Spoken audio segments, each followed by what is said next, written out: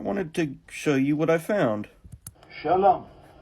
This is Yair Davidi speaking to you from the land of Israel. We're now about to discuss an important issue concerning the presence of Edomites. Edomites can be good people, they can be bad people. Edom is descended from Esau. Esau was the twin brother of Jacob. Jacob took the birthright from him. Ever since then, Esau has a certain degree of resentment, according to the Bible. He always wants to replace Jacob. He considers that he himself should be the chosen people, and he wants to disown Jacob. And who is Jacob? Jacob is the people of Judah. It is the people in the land of Israel, the Jews throughout the diaspora, and the lost 10 tribes. They together comprise the tribes of Israel. And that is who they are. That is what they are. Originally, there were 12 tribes of Israel. They split into 2 separate sections. For those of you who don't know or have forgotten, they split into 2 different sections.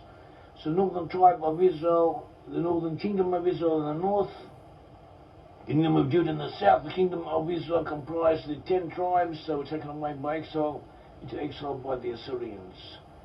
When they were taken away by exile by the Assyrians, they were taken to 2 different areas. They were taken away in 2 blocks, one could say. One section was taken overland to the region what is now Armenia, northern Syria, northern Iraq, the Caucasus areas, all that region, and also western Iran. They were taken to those areas, the cities of the Medes, Hala, Habor, and the river of Gozan, and so on.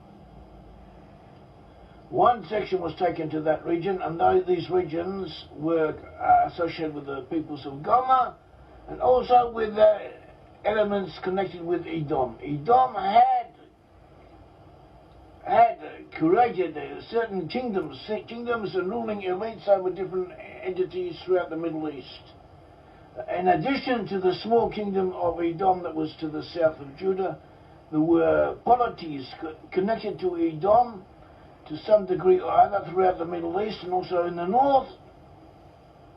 And within Assyria itself and also in Babylon, there were segments of the society who were descended or associated with Edom and worked together with the ruling powers, with the Assyrians and the Babylonians, and they resettled the lost tribes. They were resettled the lost tribes in areas associated with themselves. In addition to that, in addition to these Israelites who were taken overseas, who were taken overland to the north, a portion of the Israelites were also taken across the seas to directly to what is now Spain. From Spain they later moved out to Gaul, that is France, Belgium, that area, also to the British Isles and Ireland and Scandinavia and all of that region in the west. So taken directly there by sea, by Philistines, people from Gaza, from Ashdod, from Ekron and so on, by Philistines who had Minoan. They are recognizable by Minoan and Mycenaean civilization, culture. They transported the Israelites working on behalf of the Assyrians. So to the people of Tyre. The people of Tyre were Esau in Hebrew. The people of Esau, Tyre, were Phoenicians. They had seafaring enterprises throughout the world, throughout the then nation world, and they also transported the Israelites directly to the west. And they were responsible for working them in mines in Spain and in silver and copper and tin resources in the British Isles and so on. Amos speaks about this. Amos, in the first chapter of Amos, speaks about this, and he says that these peoples will be condemned for having turned over the exiles, that is, exiles of the 10 tribes, to Edom. In other words, Edom was responsible for this operation. He was in charge of it, and we have indications that Edomites went with the lost tribes, and at first they ruled over them, controlled them, wherever they were, and later they settled alongside of them. And we have described elsewhere, and it is known that those tribes who went overland, they moved to the north, they moved beyond the Caucasus Mountains, and in stages they gradually moved to the west. They also moved to Western Europe, where they teamed up with the Israelites who had gone over by sea previous to themselves. The Caucasus Mountains in Georgia, Where I told you Asgard was in Tanais. And then we have Celtic culture, which was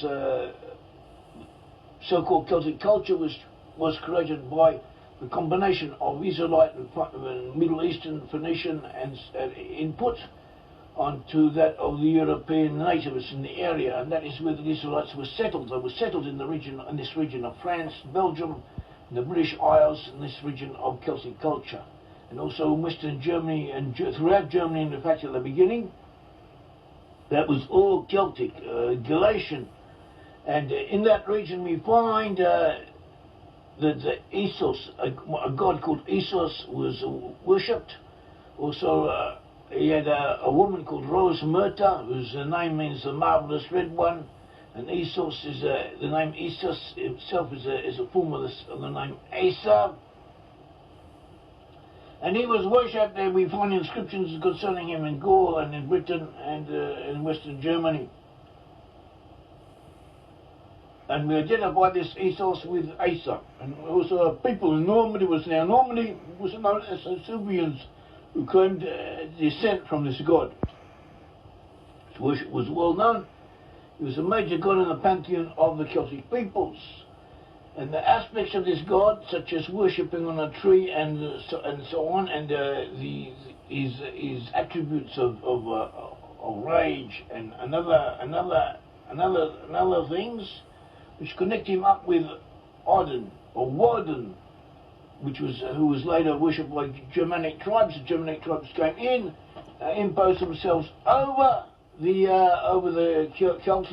Odin. And they created the kingdoms of Germany and France and the British Isles. And not all of them were of one caste. There were different people. Some of them were Israelites. Some of them were also the Edomites, descended from Edom. And the Suwabi were partly from Joseph and partly from Esau.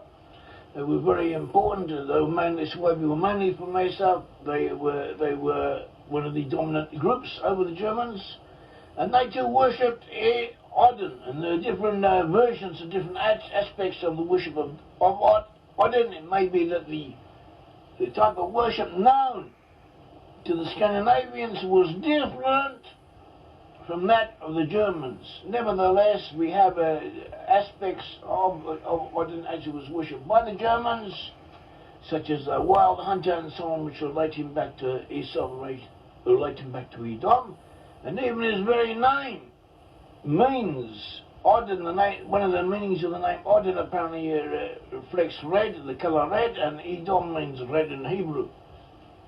And we have other things which link up Edom with Edom. And we also have the fact that the Germans under Hitler, as the psychologist Jung pointed out in his time when Hitler was coming to power, there were many Germans who had dreams. They saw Odin, they identified with Odin, and Jung himself was part of this renaissance, one might say, this revitalization. He exulted in it, he was happy with it, at least at the beginning. He describes it, and the whole of the German people, as if to say, became identified with Odin. And Hitler also came to personify this aspiration. Commentators say that Hitler was something feminine about it. He had feminine attributes to the personality of Hitler. That he took things in, he absorbed influences, he reflected, he gave expression to things beyond himself, and he also gave expression to the secret desires of the Germanic people, of the German people in Germany at that time. And so we have Odin and Edom as one and the same entities. And we also have this becoming recognized as a personification of Germany under the Nazis, and Hitler taking it over and continuing this personification. And I'll leave a link to the website in the comments.